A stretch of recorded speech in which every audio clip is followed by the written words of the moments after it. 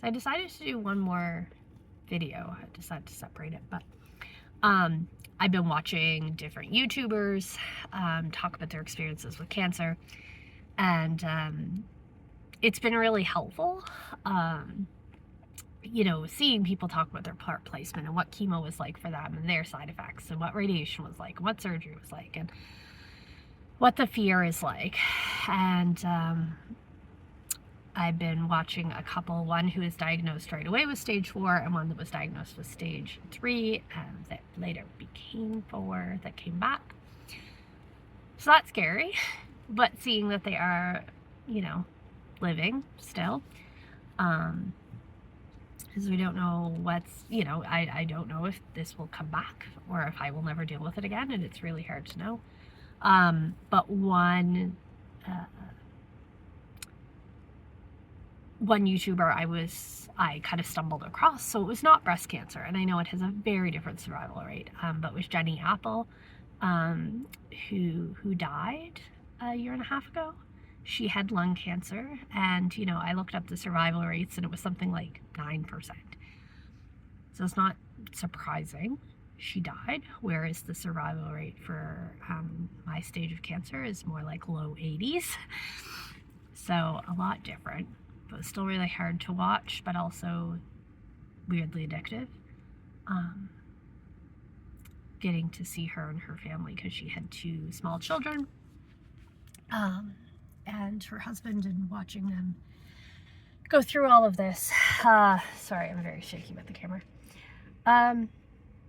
Yeah, it's really affected me.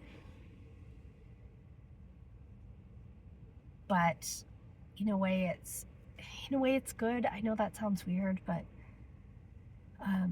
I will be going to chemo and support groups and different things with people at varying stages. So even if it's not me, which obviously I hope it's not, it's good to kind of know the different paths for people. But as of right now, I have no cancer that they can find, at least anywhere else, except my breast and 4 questionable lymph nodes. And they're questionable. That is one question. So I should be able to see my oncologist. My understanding is I see my oncologist on Friday, and I am going to ask her that and just be like, so I have 4 lymph nodes that are bigger. The biggest one is 8 millimeters in the axis. And there's 4 that are questionable considering the scenario. But my understanding is that even from the report, 8 millimeters in the axis isn't necessarily bad. I mean, it's bad. It's hard to know. It looks like it's not clinically like whoop, unless I had cancer right there, which I do. So we're assuming that I have 4. That's the thing. I'm assuming that I have 4 lymph nodes that have cancer in it. I don't actually know, because they tried to biopsy one, and they're tiny little suckers. Again, the biggest one is 8 millimeters. And so they got a bunch of other tissue, but very little lymph tissue. So they couldn't find any cancer in it, apparently, but they were it was kind of a worthless sample. So they said only redo the biopsy if it would change treatment. And even if they found no cancer in that one, I'd still be considered high risk for lymph node involvement, just in case it went somewhere. So it wouldn't change my treatment. It does change kind of how I feel about it, because if the lymph nodes are cancerous, my understanding, and this is from what I've read, a doctor hasn't said this to me, but my understanding is I would be stage 3A. If the lymph nodes aren't involved and there is no cancer outside of the breast tissue itself, my understanding is I'd be a 2B. So it probably doesn't matter, right? The cancer in my body is the cancer in my body. It doesn't change anything being called a certain number. But I'd be interested in knowing, just because the hope is when they biopsy my lymph nodes after chemo, the hope is that there won't be any cancer in them because the chemo will have killed it. So I'm just kind of curious how that, I'm kind of nerding out, but just how that affects clinical staging. Because we don't know if my lymph nodes have cancer in them.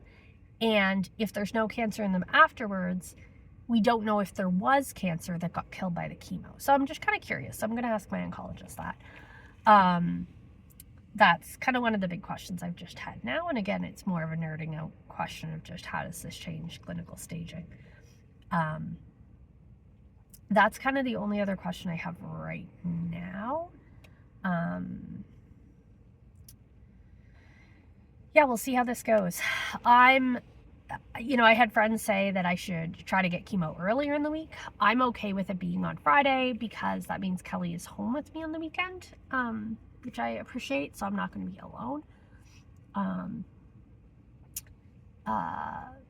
But at the same time, I don't love that the oncology clinic will be closed. So there isn't really someone to call if I'm like, hey, this is a little weird. Is it a problem or not? My only option would be going to the emergency room, which I'm not.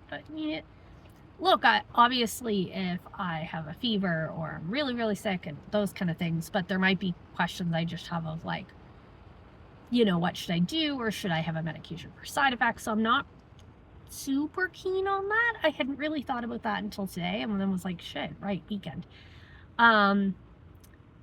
Luckily I have an amazing pharmacist that is open on Saturday, so I can always ask him if there's anything safe that I can take if I have side effects on Saturday. I'm starting with Extra. I know this started about YouTubers and I remembered stuff I wanted to say. So I was prescribed an additional anti-nausea med right up front because I was so nauseous during pregnancy. So although I only vomited once during pregnancy, I did,